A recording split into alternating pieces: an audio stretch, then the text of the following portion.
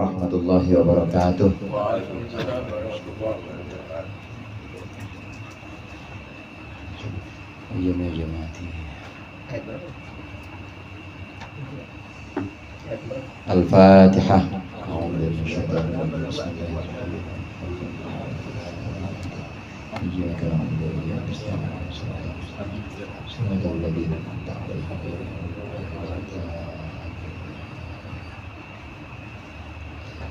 Alhamdulillahil awwalil akhir al-batinil zahir. Wassalatu wassalamu ala sayyidina Muhammadin at-tahiril fakhir wa ala alihi wa ashabihi tawil ula wal maqam.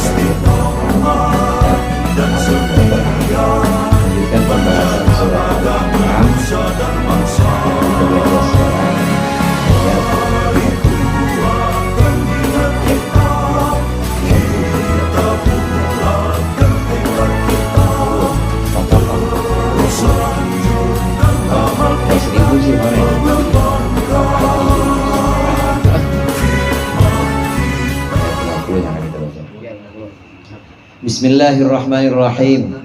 Qala Allah Ta'ala wa huwa asdaqul qailin.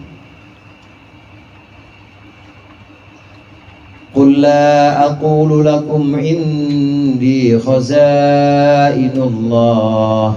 La aqulu lakum indi khazainullah wa la a'lamul ghaib wa la aqulu lakum inni malak. In attabi'u illa ma yuha ilay. Qul hal yastawil a'ma wal basir afala tatafakkarun. Qul, katakanlah wahai Muhammad, lahum, kepada mereka, kepada manusia, la aqulu lakum, aku tidak berkata kepada kalian, indi khazainullah, di sisiku ada perbendaharaan Allah, allati minha yarzuku, yang dari perbendaharaan itu Allah memberikan rizki. Wala inni a'lamu, dan tidaklah aku a'lamu mengetahui al-ghaiba, yang gaib, ma ghaba, yaitu sesuatu yang tidak tampak, sesuatu yang tidak hadir, anni, dari itu, walam yuha ilayya, dan sesuatu yang tidak diwahyukan ilayya kepadaku. Wala aqulu lakum, dan aku tidak berkata kepada kalian, inni malakun, sesungguhnya aku malaikat, minal malaikati, seorang malak, seorang malaikat, minal malaikati, dari kumpulannya malaikat. In, ma, innya di sini in nafi, ma attabi'u, tidaklah aku mengikuti, illa ma yuha ilayya, kecuali sesuatu yang diwahyukan kepadaku. Qul, katakanlah wahai Muhammad, hal yastawi, apakah sama al-a'ma, orang yang buta, al-kafiru, maksudnya orang kafir, wal basiru, dan orang yang melihat, al-mu'minu, maksudnya orang beriman. La, tentu tidak sama. Afala tatafakkarun, apakah tidak kalian berpikir, maksudnya apakah kalian tidak berpikir, fi dzalika, dalam ketidaksamaan itu, fatu'minuna, lalu kalian beriman. Ayat Al-An'am ayat 50 ini, di sini Allah memerintahkan Nabi Muhammad untuk mengatakan satu pesan. Qul, hadirin sekalian, saking amanahnya Rasulullah, maka tidak ada satupun yang dikurangi dari wahyu Allah yang Allah berikan kepada Nabi, semuanya diucapkan. Sampai kata-katakannya, sampai kata-katakanlah itu disebutkan juga oleh Rasulullah. Saya tanya, misalnya saya tanya sama Bang Amar, kalau saya bilang begini sama Bang Amar, bilang ke Bang Jajam kalau kalender gratisin, gitu. Bang Amar, bilang katakanlah kepada Bang Jajam kalender digratisin. Kira-kira Bang Amar bilangnya ke Bang Jajam gimana? Bang Jajam gratisin gitu doang ya. Bang Amar ngulangin lagi ya kata-kata katakanlah. Kan saya bilang, Bang Amar katakanlah kepada Bang Jajam gratisin kalender. Ngomong dah ke Bang Jajam. Ngomongnya gimana Bang Amar? Kalender gratis. Nah, ada katakanlah nggak? Nggak ada. Tapi Rasulullah saking amanahnya Rasulullah menyampaikan kalau Allah sebutkan kul, kulnya disebutin juga. Kul, katakanlah. Katakanlah yang disebutkan juga. Katakanlah. Kan padahal kalau kita bilang tadi katakanlah kalender gratis. Ya udah cukup. Woi, kalender gratis. Nggak ada katakanlah. Tapi nggak di sini disebutkan juga kul. Katakanlah wahai Muhammad. Padahal kul itu adalah perintah dari Allah. Mudah-mudahan bisa dipahami ya. Jadi kulnya ini diikutkan juga oleh Nabi Muhammad. Ini amanah, tidak satupun yang dikurangi dari firman Allah. Katakanlah wahai Muhammad, katakannya di sini, katakanlahnya di sini, kulnya di sini diikutkan juga. Nah, kemudian apa perintah pesan Allah yang disuruh kepada Nabi Muhammad untuk menyampaikan? Aku tidak berkata kepada kalian, aku nggak bilang bahwasannya aku punya perbendaharaan Allah di mana Allah memberikan rizki dari situ. Artinya urusan rizki itu haknya Allah, tidak bisa aku membagikan rizki. La aqulu lakum indi khazainullah. Ini menunjukkan bahwa rizki itu memang sudah Allah atur. Sekelas Nabi Muhammad nggak pegang kunci rizki, nggak. Sekelas Nabi. Begitu juga malaikat cuma nurutin perintah sesuai dengan catatan atau sesuai yang dititahkan oleh Allah untuk membagikan rizki. Jadi urusan rizki itu Allah yang sudah atur. Bilang kepada mereka wahai Muhammad bahwasannya aku tidak pernah bilang bahwa aku memiliki perbendaharaan rizki di mana Allah membagikan rizki dari situ. Dari sini tegas dan jelas bahwasannya rizki itu adalah urusan Allah. Nabi sendiri tidak pernah bisa untuk merekayasa supaya membagikan rizki. Pengertian satu yang bisa kita dapat di situ. Yang kedua, kalau yang dimaksud dengan rizki, maka tidak khawatir di sini. Yang namanya rizki sudah Allah jamin. Allah menjamin rizki. Manusia semuanya asal dia masih hidup, masih bernapas, pasti ada rizkinya. Pasti itu. Karena rizki yang dimaksud di sini bukan hanya materi, bukan hanya uang, fulus, bukan. Tapi segala sesuatu yang Allah siapkan untuk hidup makhluknya, itu yang namanya rizki. Semua yang sudah Allah siapkan untuk hidup makhluknya namanya rizki. Termasuk makanan. Orang udah tua misalnya Pak, udah nggak kerja, umur udah 70 tahunan, mau ngelamar jadi SPG masih ada? Masih ya? Tapi ini mah bukan girl, bukan sales profession girl. Ini bukan, atau ngelamar jadi kasir 70 tahun, kira-kira diterima nggak tuh? Kali security fair, security terima nggak? Tapi selama memang masih hidup dia, umurnya misalnya Allah kasih banyak 90 tahun, rizkinya masih ada, nggak tahu dari mana aja itu, pasti Allah jamin. Mungkin dari orang yang ngasih, mungkin anak-anaknya, mungkin dari bansos. Pokoknya selama masih ada umur, masih dijamin rizkinya itu nggak bakal ketukar sama rizki orang lain. Ini urusan rizki. Yang tidak Allah jamin justru saudara, yang tidak Allah jamin itu keselamatan, yang namanya hidayah, petunjuk.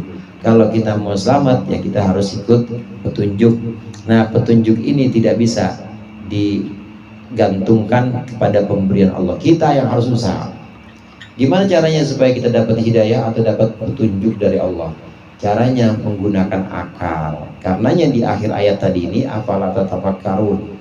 Akal yang dimaksud di sini adalah kemampuan untuk memahami tanda-tanda kekuasaan Allah. Dipakai karena manusia punya potensi lebih dari satu dalam jiwa kita. Kadang disebut sebagai nyawa. Nyawa kadang ada juga yang nyebut ruh.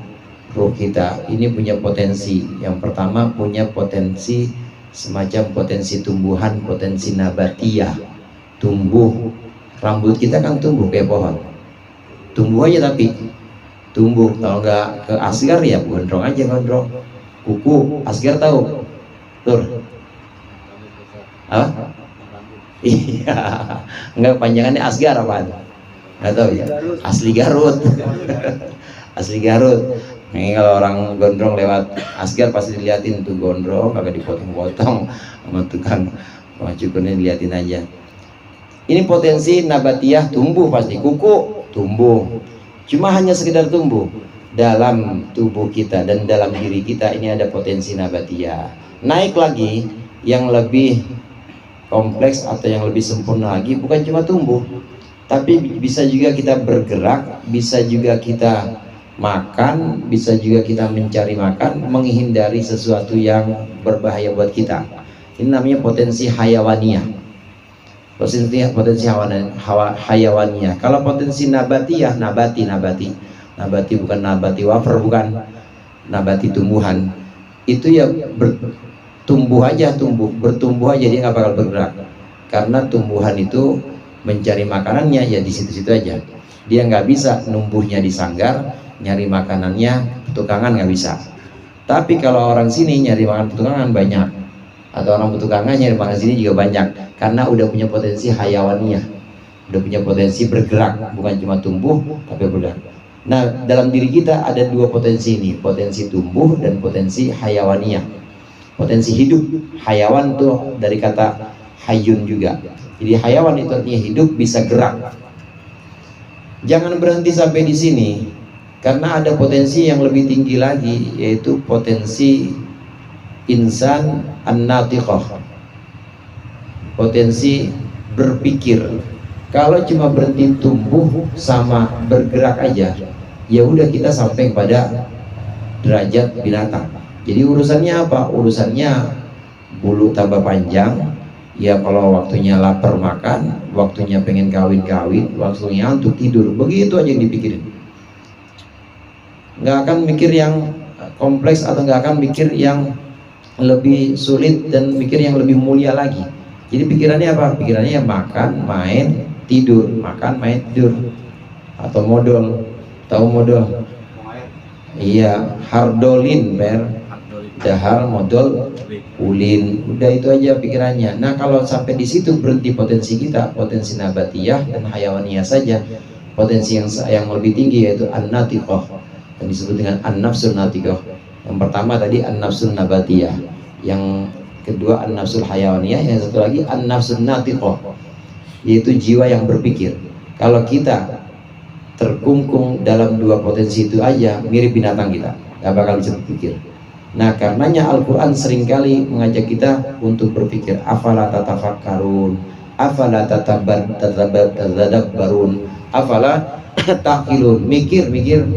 Maksudnya mikir di sini untuk bisa mengambil, untuk bisa menerima pelajaran-pelajaran dari apa yang kita lihat dengan mata, apa yang kita dengar dengan telinga, kita mengambil pelajaran. Nah, kalau tadi permasalahan hidayah itu cuma bisa, rizki kan udah Allah jamin, tapi kalau hidayah enggak, selamat kita bisa sebab hidayah. Nah, hidayah ini harus diupayakan. Bagaimana mengupayakan hidayah supaya dapat atau supaya kita mudah menerimanya? Maka kita harus memaksimalkan potensi an-natiqah atau an-nafsun natiqah, berpikirnya ini. Kalau cuma terkungkung pada makan, modal, ulin, hardolin begitu aja, udah kayak binatang dah, nggak ada pikirannya. Tapi kalau kita berpikir, saya di sini dari siapa ya asalnya? Oh, dari bapak. Bapak itu orang apa ya? Orang Islam. Saya di sini tujuannya, saya di sini di mana ya? Di dunia. Kira-kira abis dunia ini ada kehidupan lain ya? Nah, itu pertanyaan-pertanyaan yang dijawab oleh agama. Kalau kita mau menggunakan potensi berpikir, nggak berhenti pada potensi binatang dan tumbuh saja, tapi kita menggunakan akal kita, maka hidayah gampang masuk. Dengerin pengajian, masuk pesan-pesan, masuk nasihat-nasihat, kemudian dengerin semacam pelajaran-pelajaran, walaupun nggak harus ngaji, misalnya dari pelajaran-pelajaran, pengalaman-pengalaman orang-orang tua kita dengerin. Maka digunakan pikiran ini membuka juga pintu hidayah. Hidayah itu yang harus diupayakan. Kalau rizki Allah jamin udah. Tapi kalau hidayah harus kalian yang berupaya. Caranya bagaimana? Caranya untuk memaksimalkan pikiran, mikir jadinya. Sayyidina Ali mengatakan rahimallahu man arafa min aina wa fi aina wa ila aina. Allah sayang kepada orang yang tahu dari mana asalnya dia dan sekarang sedang di mana dan nanti akan kemana. Itu tujuan tuh. Itu prinsip hidup tuh. Harus tahu, harus cari-cari itu. Carinya adalah dengan ngaji. Itu cari dari mana kita sekarang sedang di mana dan kita akan kemana.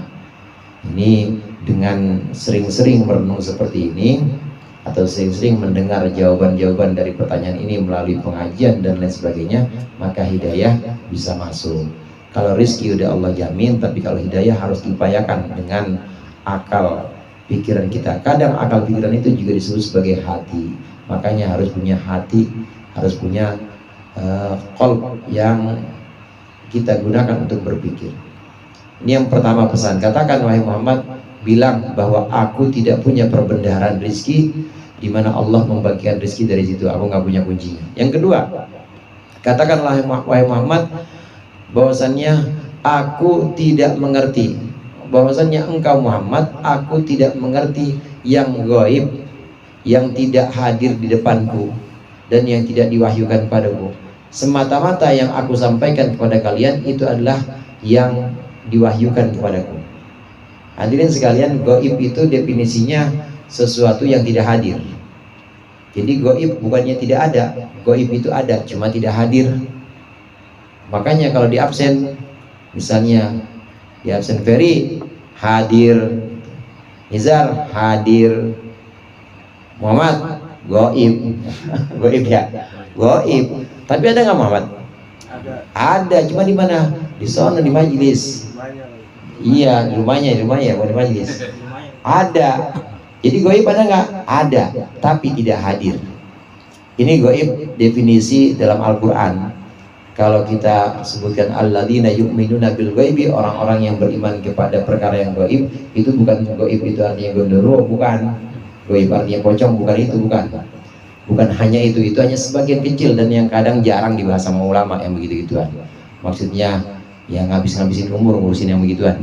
Sedangkan banyak banget tugas kita yang perlu kita laksanakan, seperti membenahi hati, membenahi badan kita supaya sesuai dengan tuntunan Allah, ya sholat, puasa, ya toharoh. Tapi kalau ngurusin yang goib yang begituan tuh yang tadi saya bilang, geruwo, pocong segala macam, itu sangat kecil dan ulama jarang bahas itu karena ya entek umur, ngabisin umur. Masih banyak tugas yang lain. Nah, gaib yang dimaksud di sini bukan hanya gaib tadi, tapi sesuatu yang tidak hadir di depan kita itu namanya gaib. Gaib itu ada, cuma tidak hadir. Nah, Nabi Muhammad mengatakan di sini, aku tidak mengerti yang gaib. Aku tidak mengerti yang gaib, maksudnya aku hanya tahu sesuatu yang Allah berikan kepadaku, Allah hadirkan kepadaku, yaitu wahyu. Di luar itu aku tidak tahu apa-apa. Itu pesannya Nabi Muhammad yang diperintahkan Allah untuk disampaikan kepada umatnya. Aku tidak mengetahui yang gaib. Hadirin sekalian, meskipun demikian, ini umumnya ayat memang seperti ini. Ini untuk kalangan umum kita, misalnya kita harus bersikap seperti tadi, bahwasannya saya tidak mengetahui sesuatu yang tidak hadir di mata saya atau sesuatu yang gaib. Saya hanya tahu yang hadir-hadir saja. Nah, kalau Rasulullah menyebutkan saya hanya tahu yang diwahyukan kepada saya saja. Namun yang diwahyukan oleh Allah kepada Rasulullah ya bukan cuma Al-Quran. Bukan cuma Al-Quran. Kita tahu ada firman Allah yang namanya hadis qudsi. Hadis qudsi wahyu Allah juga. Itu diantara yang hadir di hadapan Rasulullah atau yang tidak gaib, ya ini wahyu yang berupa hadis qudsi. Dan di luar itu, di luar Al-Quran, di luar hadis qudsi, selain Al-Quran, selain hadis qudsi, semua yang dilakukan oleh Rasulullah itu juga tuntunan dari Allah. Tuntunan dari Allah. Artinya masih banyak sebenarnya yang tidak berupa ayat Al-Quran, juga tidak berupa hadis kursi, masih banyak yang Allah hadirkan kepada Nabi Muhammad SAW. Cuma nggak semuanya harus sampaikan kepada umatnya. Yang wajib disampaikan itu ya Al-Quran, hadis kursi, tapi ada perkara-perkara yang Rasulullah ini Allah bukakan.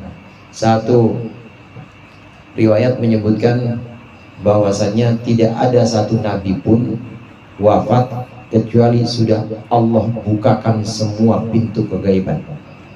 Tapi memang masanya atau waktunya memang saat itu bukan waktu untuk menyampaikan itu. Jadi yang perlu disampaikan apa? Yang perlu disampaikan adalah yang dibutuhkan umatnya. Dengan demikian ada ilmu-ilmu atau ada perkara-perkara yang Rasulullah itu sudah melihat semuanya, muka syafah atau udah benar-benar melihat semuanya. Dalam hadis saja, hadis bukan hadis qudsi, tapi hadis bukan hadis qudsi, tapi hadis riwayat seperti hadis riwayat Mi'raj. Itu kan sesuatu yang Allah bukakan kepada Rasulullah, di mana perjalanan Mi'raj itu dari Masjidil Aqsa, dari satu batu, kemudian Rasulullah naik ke pintu langit pertama, langit kedua. Kan di Al-Quran nggak ada itu, tapi itu adanya pada diri Rasulullah. Itu udah bukan gaib lagi, maksudnya udah dibukakan, dan hampir semuanya dibukakan, bahkan semuanya dibukakan oleh Allah kepada Nabi Muhammad. Namun di sini memang secara umum harus disebutkan bahwa aku tidak mengetahui yang gaib, aku hanya tahu sesuatu yang diwahyukan kepadaku saja. Tapi yang diwahyukan kepadaku ya banyak, bukan cuma Al-Quran, ya hadis wahyu juga sebenarnya. Cerita-cerita Mi'raj, kemudian cerita-cerita tentang mujizat Rasulullah yang dalam hadis, itu adalah sesuatu yang Allah hadirkan ke Nabi Muhammad. Itu yang aku tahu, itu yang aku tahu adalah sesuatu yang Allah hadirkan. Tapi kalau yang tidak Allah hadirkan, aku nggak tahu. Gaib, sesuatu yang tidak hadir, tidak Allah hadirkan kepadaku, maka itu gaib dan aku tidak tahu. Aku tidak mengetahui sesuatu yang gaib. Kemudian yang ketiga, aku juga tidak bilang kepada kalian bahwa aku malaikat. Jadi Nabi Muhammad bilang kepada umatnya begitu, aku tidak bilang kepada kalian bahwa aku adalah malaikat. Saudara sekalian, malakun di sini bentuk mufrad, malakun, mim lam kaf, malakun, bacanya begitu. Kalau dibaca malikun itu artinya raja. Kalau dibaca malikun panjang, malikun itu artinya pemilik. Malik, pemilik. Jadi kalau misalnya disebutkan malikus sayyarah, pemilik mobil, malikul miftah, pemilik kunci, malikul wahwah, pemilik kopi, malik panjang. Tapi kalau dibaca malik, raja, malik. Malik Yaumiddin boleh dibaca pendek. Malik Yaumiddin artinya raja hari pembalasan. Kalau dibaca Malik Yaumiddin, pemilik hari pembalasan. Malikin Nas, apa tuh? Pemilik apa raja? Raja, Malikin Nas, rajanya manusia, Malikin Nas. Kemudian di sini bukan Malik tapi Malak. Malak itu apa? Malak punya arti lain. Malak itu adalah istilah untuk makhluk Allah yang Allah ciptakan dari cahaya, yang tidak Allah berikan nafsu atau syahwat, keinginan makan dan minum serta kawin. Itu malaikat. Malaikat adalah makhluk berbentuk jisim, tapi jisimnya adalah jisim ruh nurani, jisimnya adalah jisim cahaya. Jadi bentuk wadaknya adalah cahaya, dan Allah tidak menciptakan untuknya, untuk si malak tidak menciptakan nafsu, keinginan makan, minum dan kawin. Jadi lempeng aja, lempeng aja. Melihat cewek juga diam aja, malaikat. Melihat ini juga tongseng apa makanannya. Lihatin nasi uduk atau apa, jengkol, enggak kayak Bang Jajan, dia mah diem aja, orang nggak ada nafsunya. Open begituan malaikat.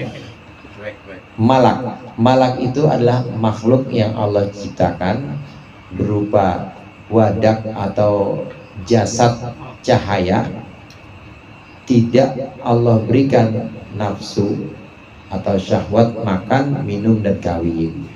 Namanya malak. Jamaknya malaikatun. Malaikatun. Jadi malaikat itu sebenarnya banyak bentuk jamak. Jadi kalau disebutkan malaikat itu artinya malak-malak. Jadi malaikat isinya apa? Jibril, Mikail, Israfil, dan yang lain-lain itu malaikat. Tapi kalau satu malak, kalau satu malak yang megang urusan mati, malakul maut.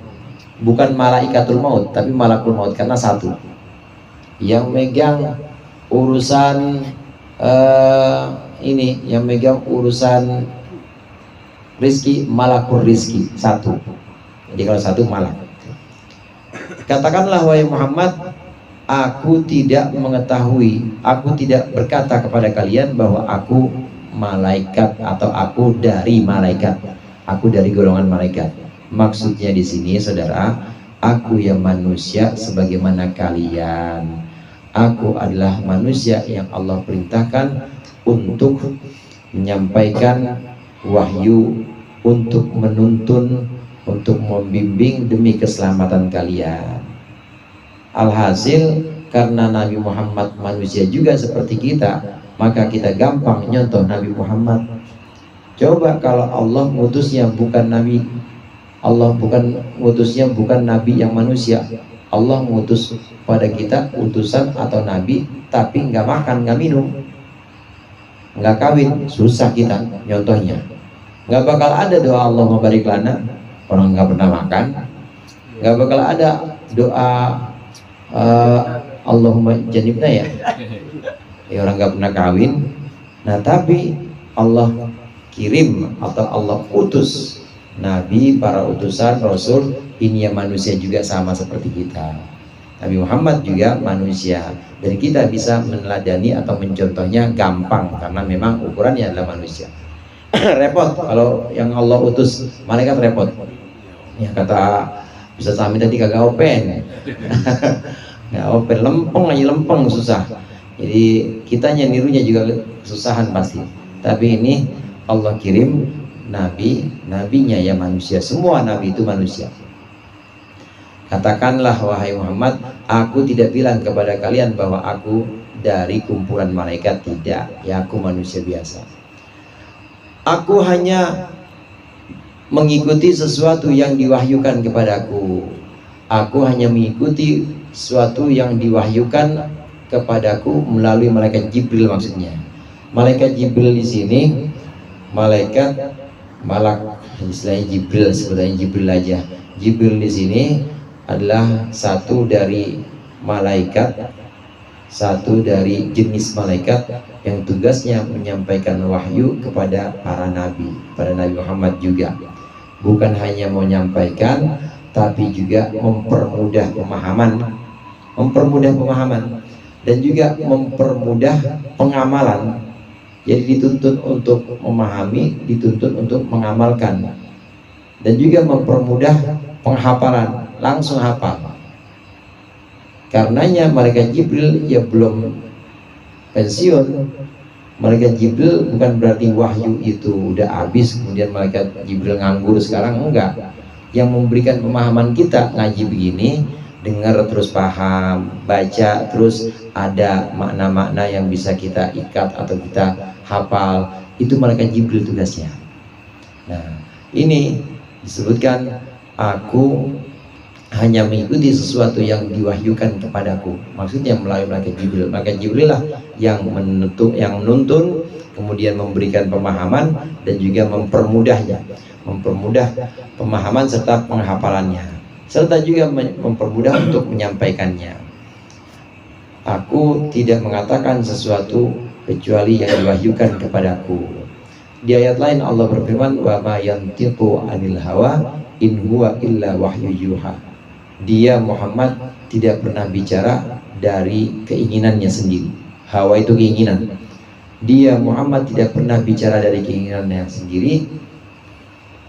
Itu semua hanyalah wahyu yang Allah sampaikan. Jadi semua yang keluar dari Rasulullah, dari kanjeng Nabi Muhammad SAW, itu semuanya wahyu.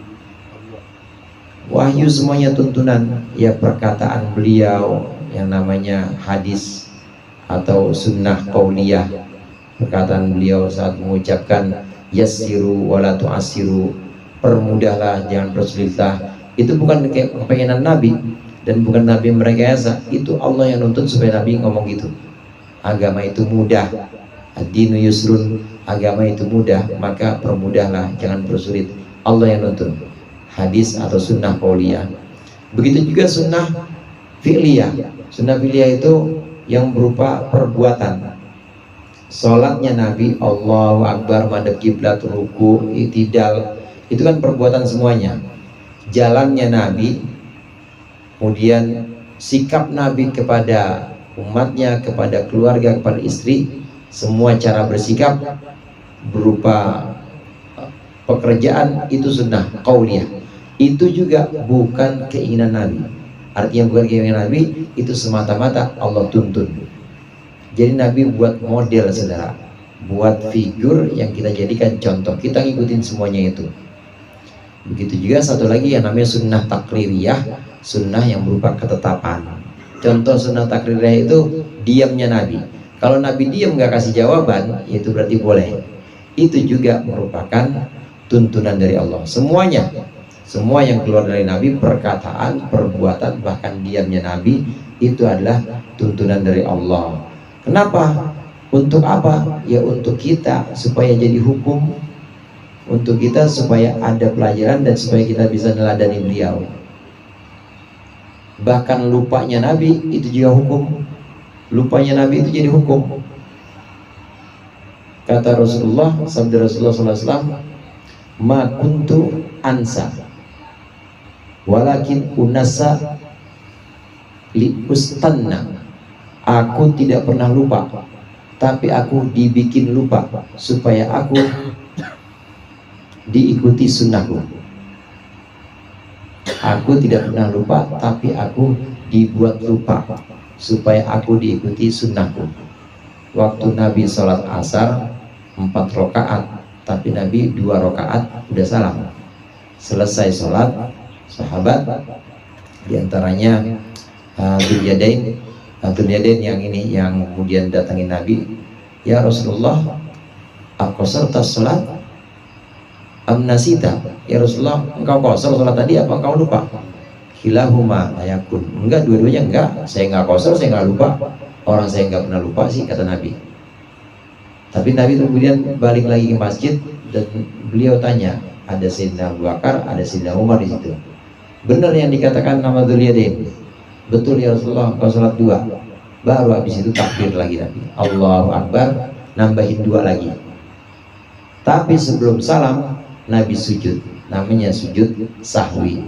Dari situ ada hukum, namanya hukum sujud sahwi, meninggalkan sesuatu yang sifatnya sunnah apa, atau melakukan sesuatu yang kalau disengaja membatalkan, seperti tadi.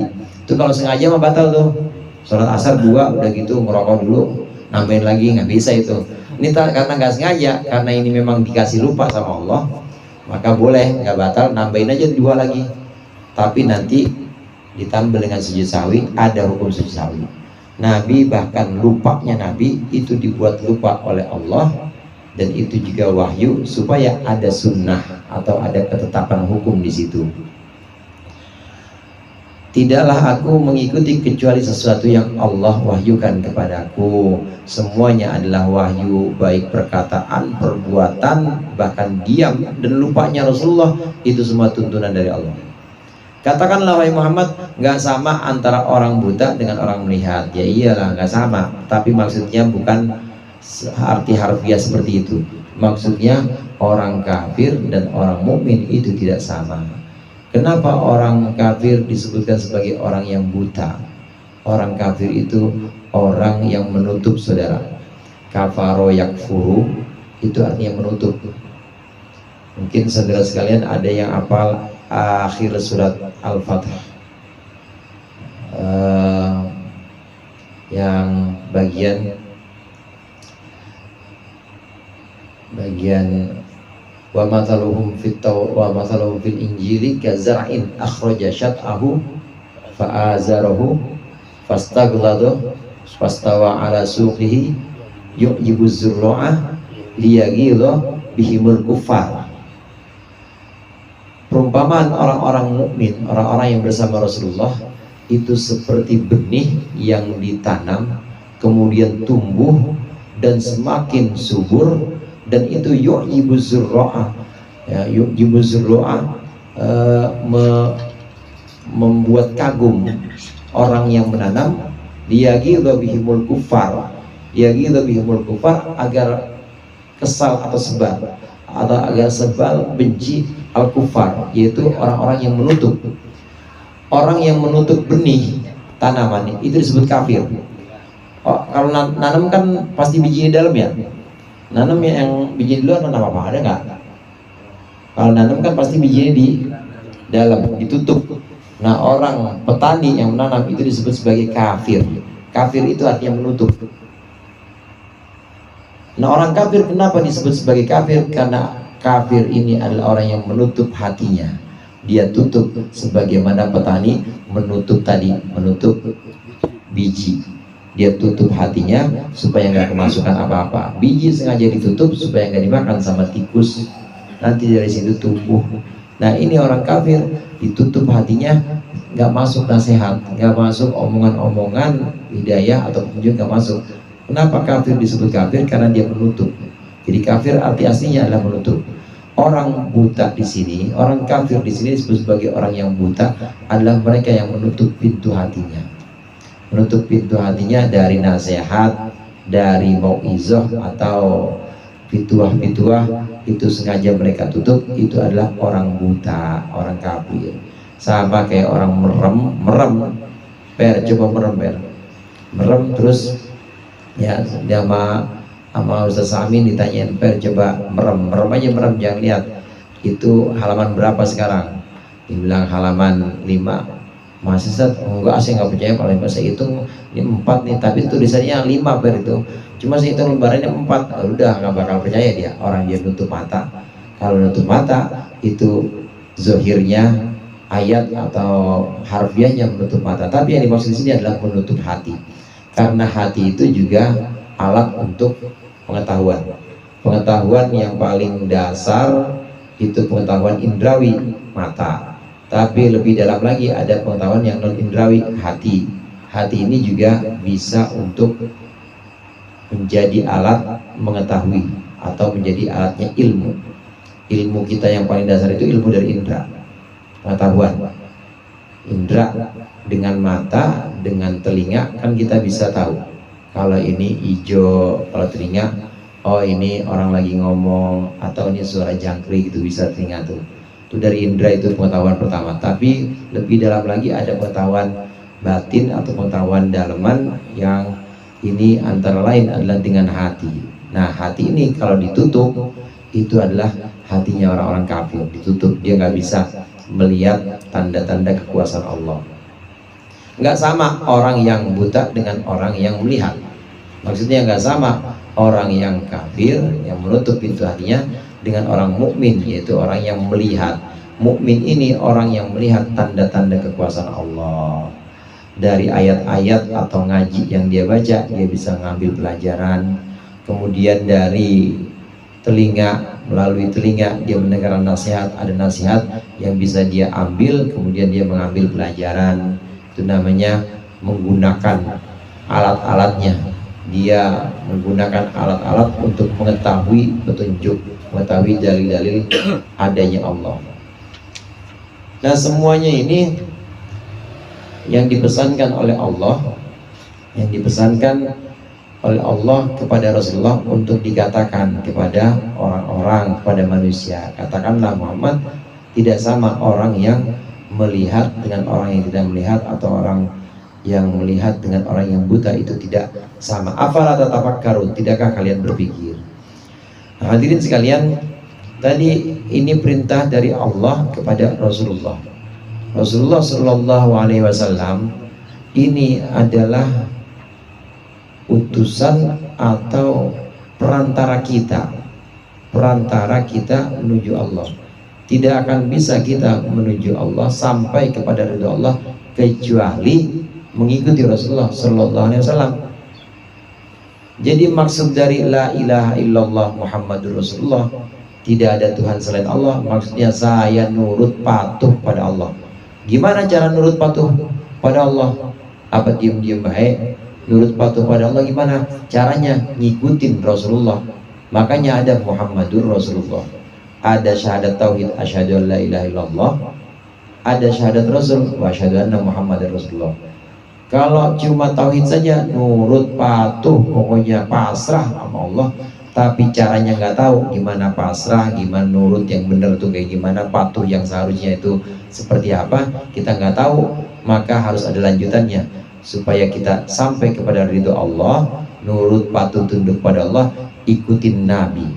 Maka ada wa asyhadu anna Muhammadar Rasulullah. Ini kudu gandeng dua-duanya.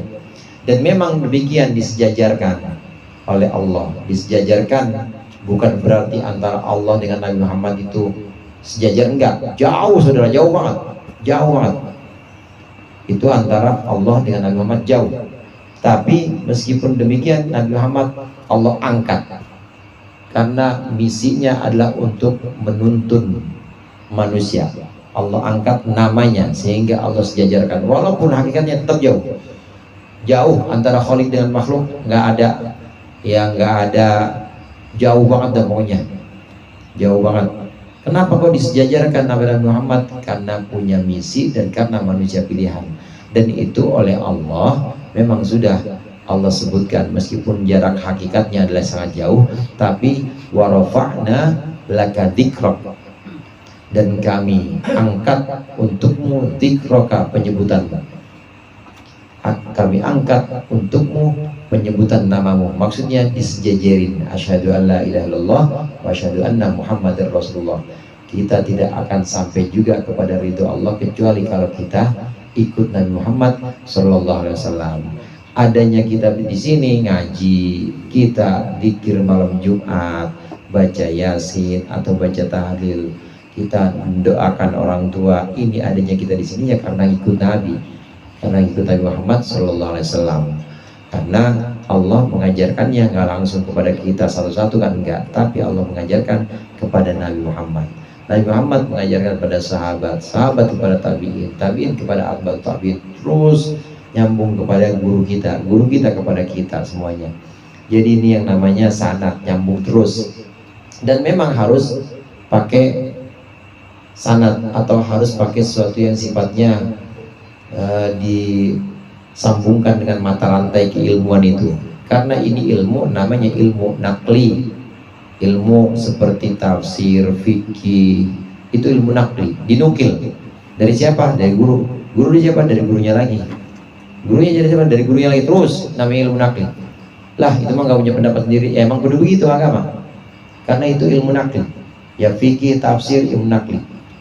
Tapi ada satu bagian ilmu yang namanya ilmu akli. Kalau ilmu akli nggak usah bilang guru, nggak apa-apa. Kalau ini ilmu nakli, nakli ini nukil, jadi dari guru, guru dari gurunya lagi, terus sampai dari Nabi Muhammad, Nabi Muhammad dari malaikat Jibril dari Allah. Harus seperti itu kalau ilmu nakli. Nah, satu bagian ilmu ada yang namanya ilmu akli. Ilmu akli ini sudah Allah install, masing-masing orang tinggal mengaktifasinya. Contoh ilmu akli itu adalah ilmu yang Allah berikan melalui indera dan juga Allah berikan melalui akal. Tadi indera itu kan saya bilang sebagai alat. Kalau saya bilang ini karpet warnanya apa? Jal, hijau. Gak usah kata guru saya sih hijau, enggak. Karena itu ilmu akli, ilmu yang bukan nukilan itu mah udah persepsi langsung dan udah diinstal oleh Allah, bisa kita tahu. Nah, karpet sama piring gedean mana per? Gedean karpet pasti. Piring sama singkong gedean mana per? Gedean piring. Itu nggak usah bilang kata guru saya sih gedean piring. Itu namanya ilmu akli. Termasuk juga 2 tambah 2 sama dengan 4. 4 kali 4 sama dengan 16. 16 kali 16. Oh, bingung gimana lo? 16 kali 16 itu ilmu akli. Nggak usah bilang kata guru saya sih nggak usah. Nah, ada bagian-bagian ilmu akli boleh kita pendapat sendiri karena memang sudah Allah install masing-masing kita, udah Allah pasang tuh di masing-masing manusia.